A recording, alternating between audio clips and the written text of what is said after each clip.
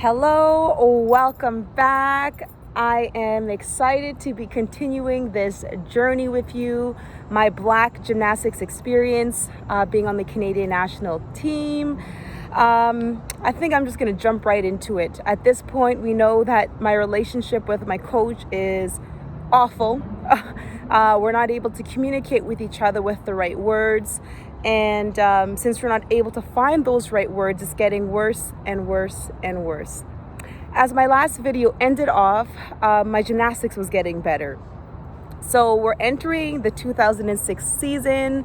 2006 was the year that I went to the Commonwealth Games in Australia, and I also went to the World Championships. Now the lead up to that. Politics in gymnastics. Politics in gymnastics is ridiculous. I mean, we all know that there's politics in all sports. It's who you know, and it's how much money you can give. You know, gymnastics, we say, it's an expensive sport, and that's why not a lot of demographics get to do gymnastics, because when you're at that recreational level, it's not bad. It's expensive, but it's not bad. You go to the provincial level, we're starting to get up there. When you get to that national level and you really need the coaches and the committees to like you, that's more money. And that's money, extra money that my parents did not have to spend. So even that, the relationship with my coach, we didn't have that extra money to give her. We only had enough money to pay for her trips and pay for the fees and do all these different things.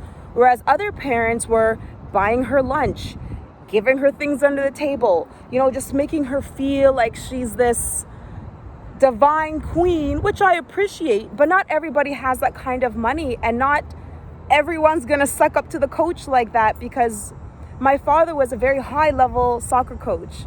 And one thing that he always taught me, because I always heard him say, is when the athletes do really well, those are great athletes. When the athletes suck and they're really bad, it's the coach's fault. And so that's something that this mentality that he grew up with. So for him, the honor and the passion was always in giving back to his athletes and making them amazing and feel good about themselves. And I remember Yelena saying to my father, "You don't treat me like the other parents. You don't get me things. You don't make me feel special. You don't do those kind of things, and I don't like that. It doesn't make me feel good." And my father would say, "I'm a coach too, and we shouldn't be accepting things like that." But they would chuckle about it a little bit, but the underlying factor was, I always thought, is that going to affect me because he's not, bringing her lunch or buying her things? Is it going to affect me? And sure, they chuckled about it, but when we were in the gym, I was treated differently. I really was. So that's just within my gym. Now within Gymnastics Canada, it's a whole different scenario. We have some beautiful new up and comings, and their coaches were their impact field. Their coaches were their protection, and nothing could ever happen to these athletes. When I talk about athlete-coach relationship, these coaches would fight till death do us part for their athletes, and that allowed the athletes to have a breath of fresh air, knowing that they had that protection, that outer field. Meaning they will take it to the board, they'll take it to the gymnastics committee, and they will cause a problem if their athlete is not treated properly. By this point, Andre has left, and he was a strong, phenomenal head coach. People would try to tell him what to do, but gymnastics and talent was the main thing. We have a new head coach now, which I won't say his name, but he was very easily driven. Someone told him this, he would just go in that direction. Someone told him that, he would take on that direction. And the injustices became a lot more unfair now with this newer head coach of Canada. So, one scenario. There is the tryouts for the World Championships. By this point, I'm already ranked top 6 in Canada. it should pretty much be a shoo-in for me to be going to this World Championships. Of course, we all have to compete, qualify, do what we need to do. Another thing that they can't do is say that I don't have good points, because my point system is through the roof. So black people always have to have things to back us up. White people, they get a blah. They have their coaches that can come in and say, so-and-so was sick. Let me show you a video of them training in the gym. They're not able to make training camp. Training camps are mandatory. As a national team athlete, when you're trying to get to a competition or you make a competition, those national training camps are mandatory, and you need to show your skills at those training camps. I've had teammates show nothing at the training camps. I've also had, because they're injured, and just do some tensor stuff and cheer on our fellow athletes and still make the team.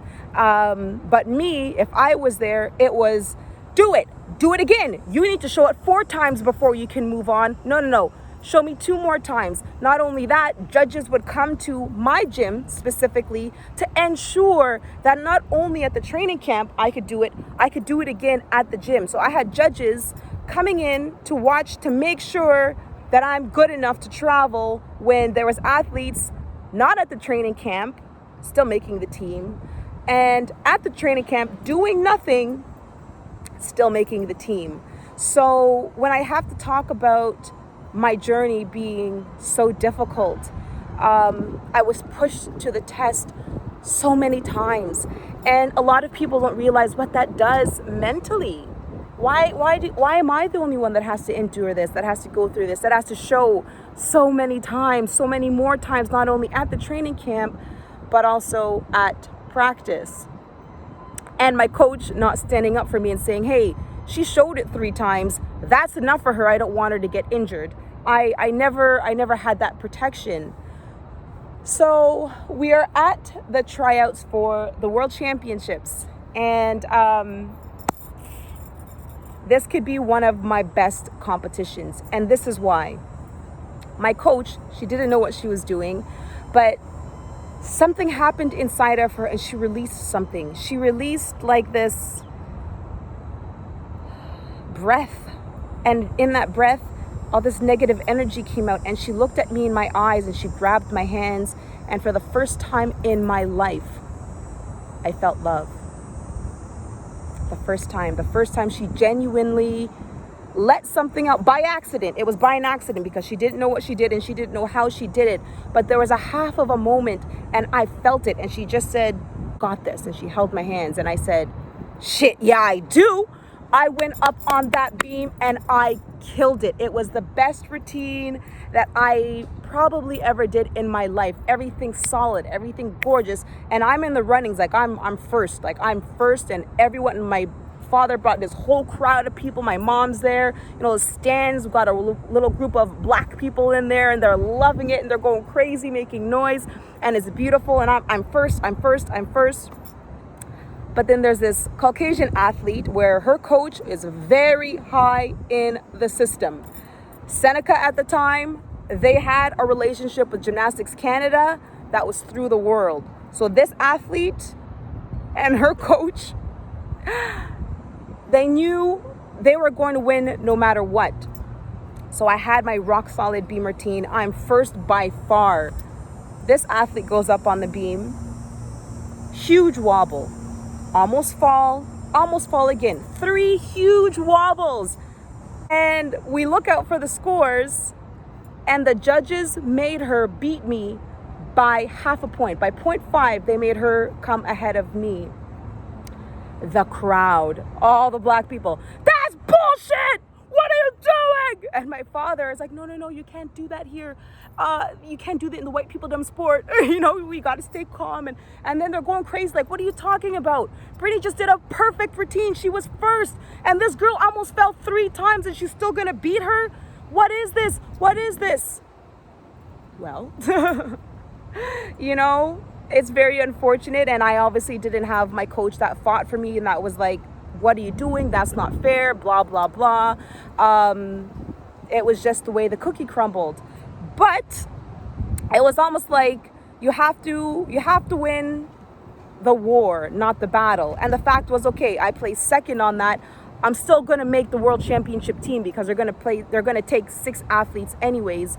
But the fact of the matter is little cuts like that when I was deserving of something that is just taken away from me unjustly when it makes no sense. It makes no sense. What is the point of that? We're all going to make the team together. What's the point of having her score so much higher when we're going to be teammates together? Give me the win. I earned it. On the team together, now we can build each other up, and okay, this is what I got to do better. This is what you got to do better. But there was never that satisfaction and that pride to say, Brittany Habib, you got it. We're proud of you. Take this one. I never got that, and I never had a coach to fight for that with me.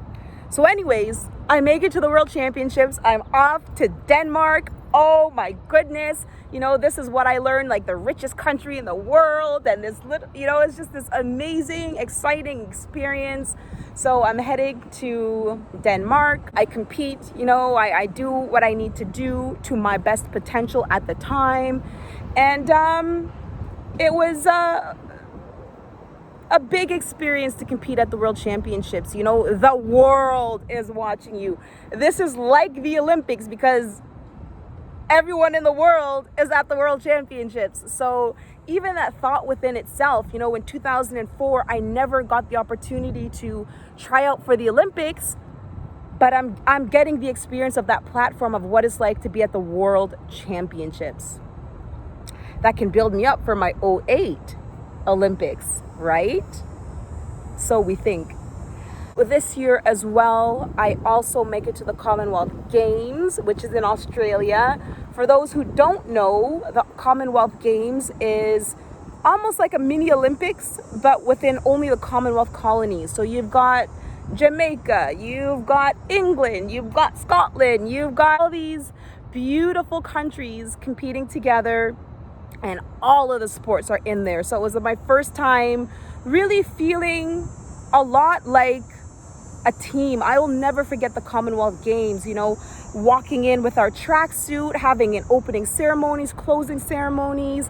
There was athletes coming in, like Jamaican athletes in their track outfits and, you know, flying. That was amazing for me and really cool to have, you know, this athlete community where there was, you know, food to eat and that to do and this to do and your dorms to go to. I've never really experienced something like that where it was a full team and different countries, and I'll never forget Australia and the Commonwealth Games for that reason. Competing at the Commonwealth Games, I definitely did not do that well. I was very nervous. But Canada as a whole didn't do that well. I know that we had several falls everywhere. Like, it wasn't just me. We had several falls everywhere. Wasn't our strongest. I mean, we still came away with a bronze medal. That was exciting, but I wasn't very proud of my performance. Things were not sitting right with me mentally and emotionally as we're really starting to move forward during these big competitions. During these years, or during this year, I also remember traveling to Russia. And, you know, I remember traveling to Russia, I traveled to Ukraine, I traveled to Slovenia, I traveled to all these different countries. And Russia, I'll never forget because it was my coach's hometown. And this was a special thing. This was also one of the only trips that my father went on with me alone. And I just felt like hopefully my coach and I would have a deeper connection, knowing that I'm seeing her hometown, where she trained, her old teammates. And she also brought one of her junior athletes, which I knew would make her happier because we already know the relationship with her. And I think about this often, and I don't understand why she thought of me as a big black bully. Randomly, out of nowhere, I remember a lot of the times on this trip, I don't know if she was overprotective because it was her hometown and she felt more like herself. Randomly on this trip, she would just attack me. What are you doing? Brittany? Why are you hurting Kelsey? What? What are you talking? And I'm confused. Hurting Kelsey? And Kelsey's even confused. What are you talking about? And Kelsey, did she hurt you?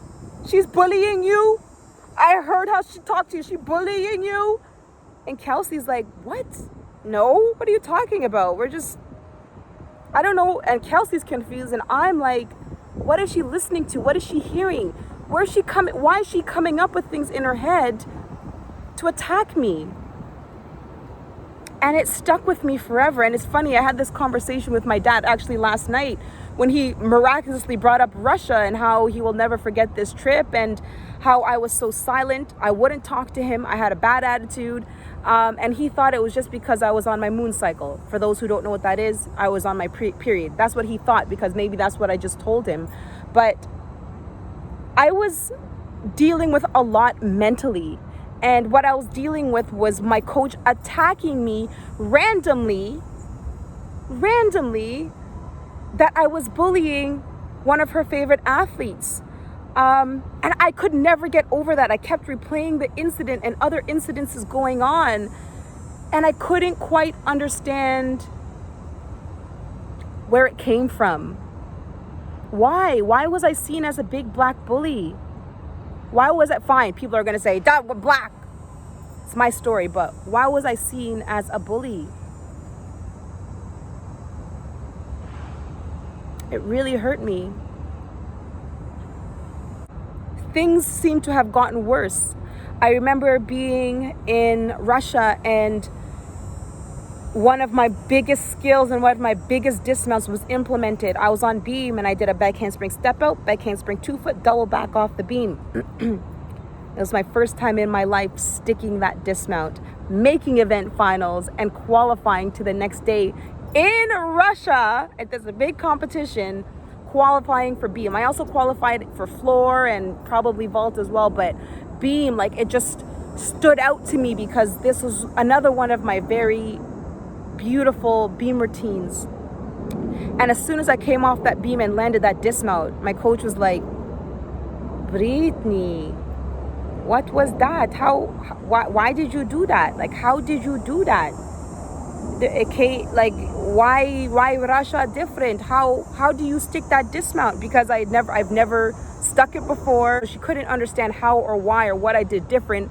But the way that she delivered it, it's not very encouraging. It wasn't even like a, wow, that was amazing. Let's talk about how you did it. What was different this time? It was like a, oh, how did that happen? Like, I can't believe you did it type of a thing. And that stuck with me as well, because the next day I didn't stick it. And I just kept replaying that conversation like she wasn't even proud of me in that time. So that was Russia. I will never forget Russia.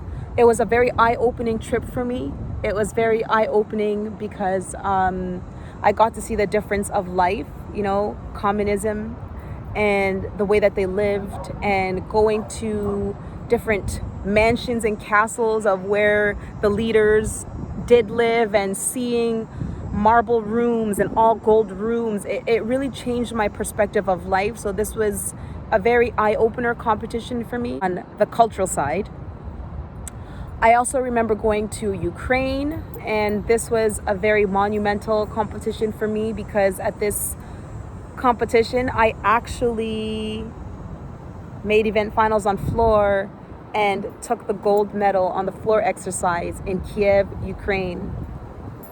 And I'll never forget the flags and the Canadian flag going up on that first place, and they were playing the Canadian national anthem in this country where they couldn't even speak English, and oh Canada, and I'm standing on that first place podium, and it was quite euphoric, and just a beautiful moment to really put under my belt, to be getting my recognition outside of Canada.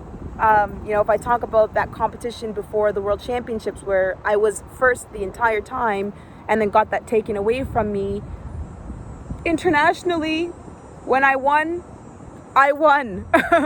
And that was a beautiful thing to get to experience. By the end of the 2006 year, I am now top top 5 in the country. I am one of Canada's top 5 athletes. I am still a carded athlete, and you have to earn that every year. It doesn't just come to you. You have to earn it with your points, how you place. So I am still a Canadian national senior high performance carded athlete, and the politics are getting worse as newer athletes are coming in, petitioning this, petitioning that, and to petition in competitions, all you need is money. So if you have money, you can petition and say, hey, I don't think that this is right. Can you look it over? So when I talk about gymnastics being expensive, the sport within itself is very expensive, but it's everything else that comes with it. It's the uniform, it's the leotard, it's giving extra money for this, giving extra money for that. And although coaches say, I don't accept it, they do. They accept it in different ways. If it's coaches that are not accepting money, they're still accepting the food. When someone brings them lunch, or someone brings them a card, or someone buys them a gift, a whole bouquet of flowers, thank you so much for doing what you do, they feel it. And her favorite novices and juniors were doing that for her, buying her bouquets of flowers after competitions, buying the professional photos to pin up in her office. That does something psychologically to a coach as well. Every time you go into the office and you see this picture of an athlete and you see this picture of another athlete beautifully framed, it does something to you, whether if you like it or not. So things are politically getting worse. My gymnastics in 2006 is getting better, but things are about to make a very fast turn when we enter 2007. Thank you guys so much for watching. Talk with you soon.